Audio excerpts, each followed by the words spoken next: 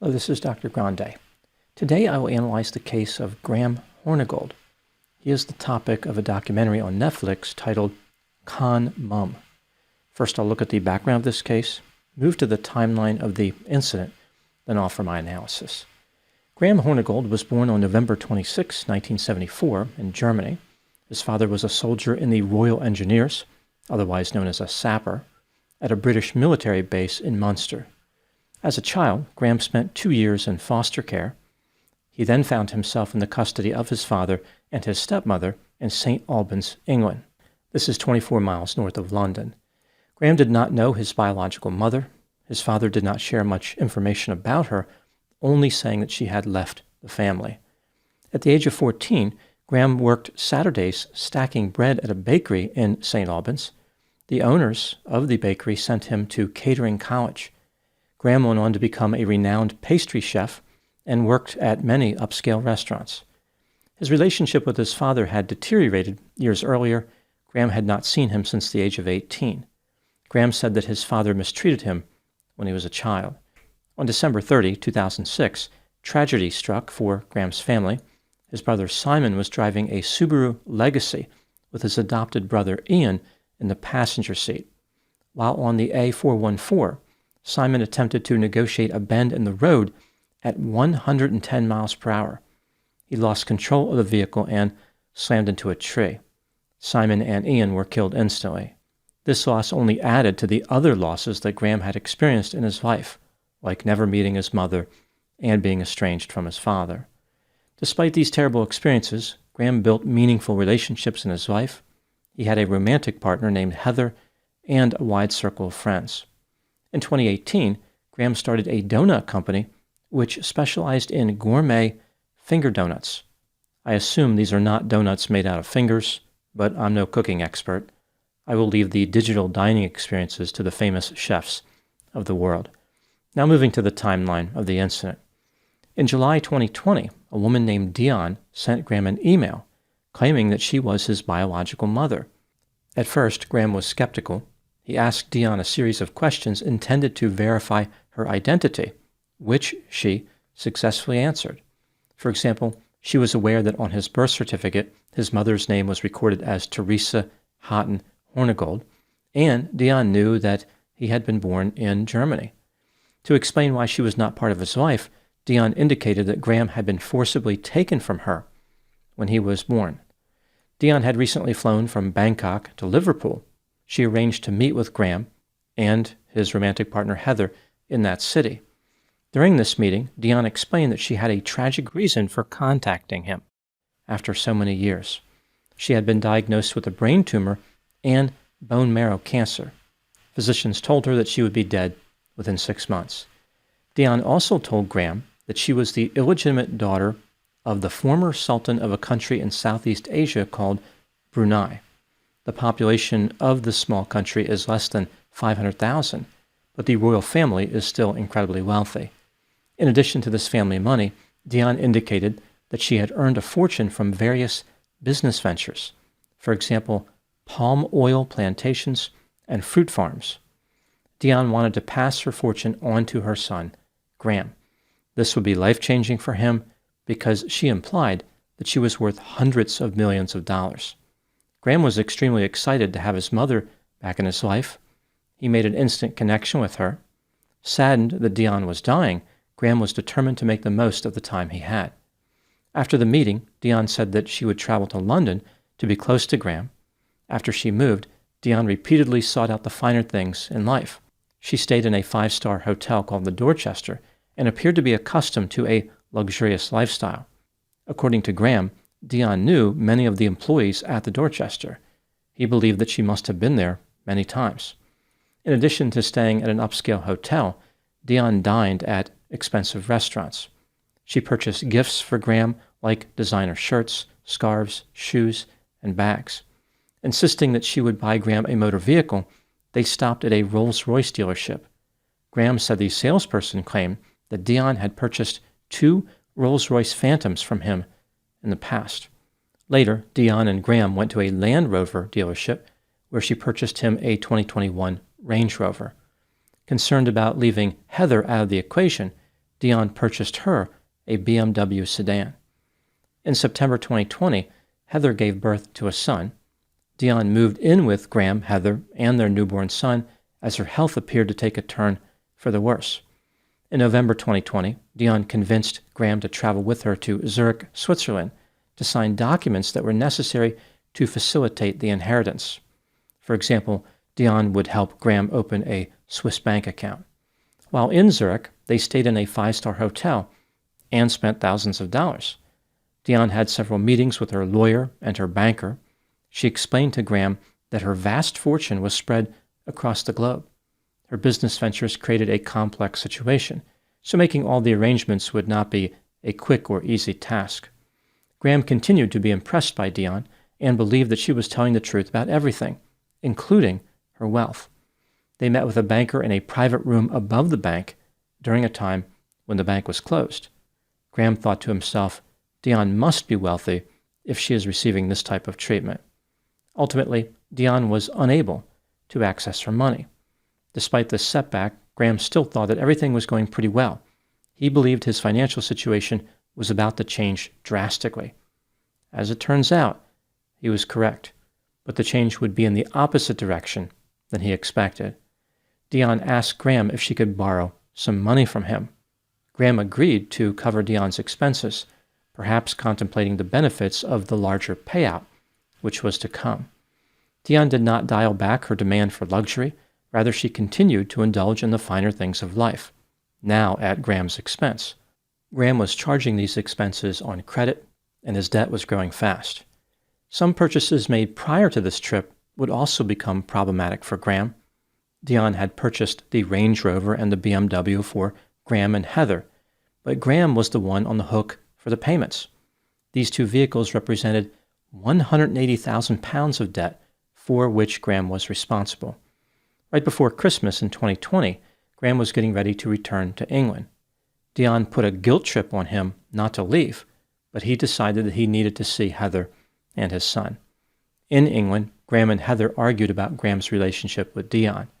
It appeared as though Graham was under some type of spell. He didn't realize what Dion was doing. In January 2021, Heather traveled to New Zealand and took her son with her. The purpose of this trip was to visit her family. Graham was supposed to go on this trip, but decided to stay in England to be with his mother. He was worried that she would die at any moment. Dion traveled from Zurich to London and, of course, stayed in an upscale hotel. Eventually, Graham ran up 300,000 pounds of credit card debt by covering expenses as directed by Dion, including the Range Rover and the BMW.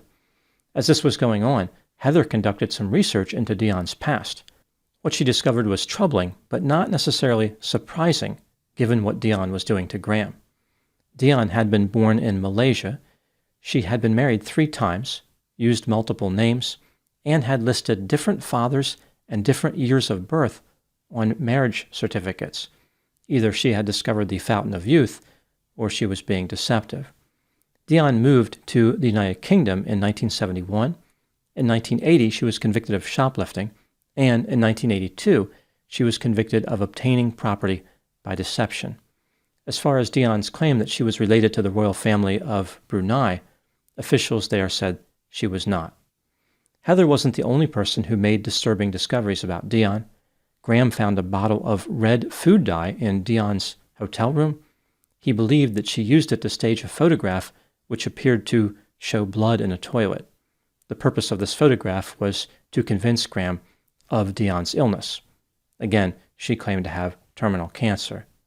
Graham also looked at Dion's medications and realized that none of them were to treat cancer. When Heather contacted the police to report Dion's financial manipulation of Graham, she was told that because Dion was Graham's biological mother, there was no fraud. There was nothing that could be done as far as the law was concerned. Dion was deceptive frequently, but there was at least one thing she told Graham that was true. She was his biological mother. A DNA test confirmed her assertion. After being exposed as a con artist, Dion moved away from England.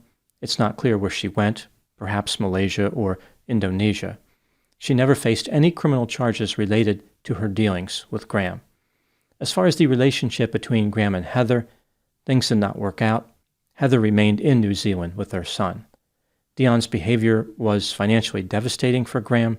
He worked diligently to rebuild his life. Now moving to my analysis. Here are my thoughts on a few areas that stood out to me in this case. Item number 1. There were other people in addition to Graham who found themselves spending money on Dion. When she was in Zurich, she had multiple encounters which appeared to involve manipulation.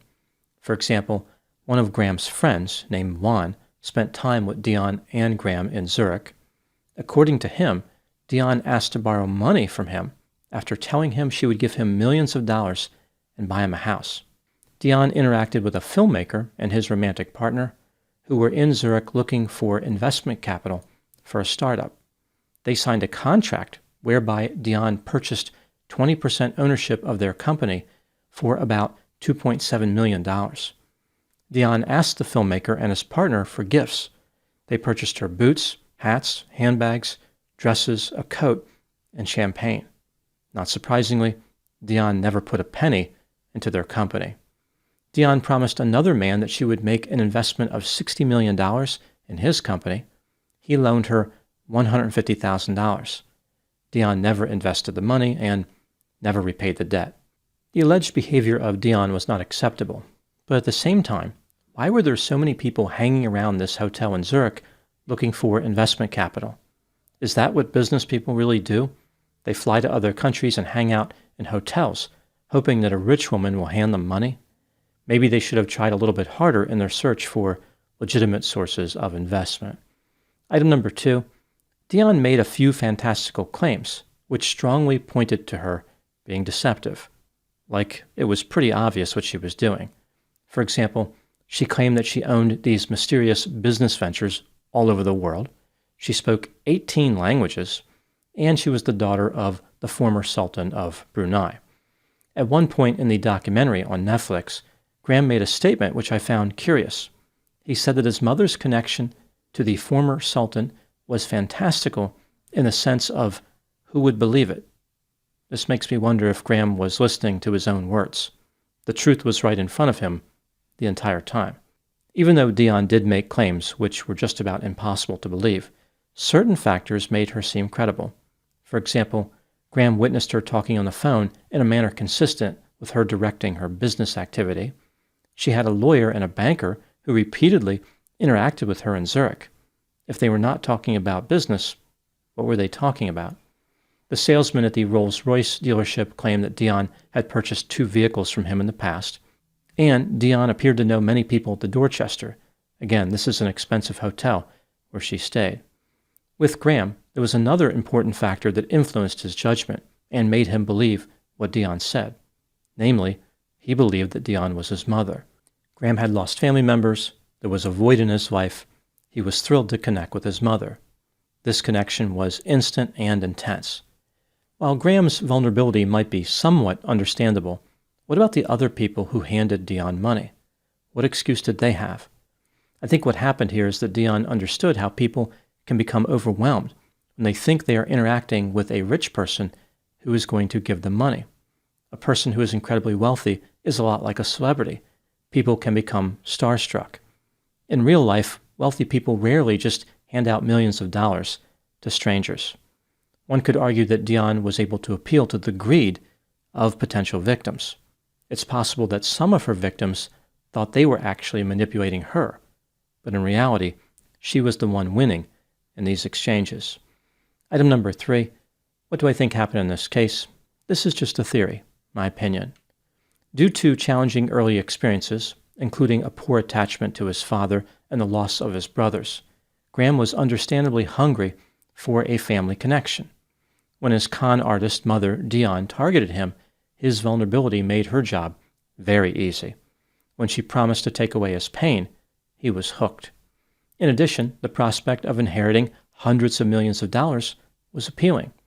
This is why Graham was willing to cover his mother's expenses. As far as Dion's feelings, she was only doing what she had done for at least 40 years. Again, she had been arrested in 1980 and in 1982.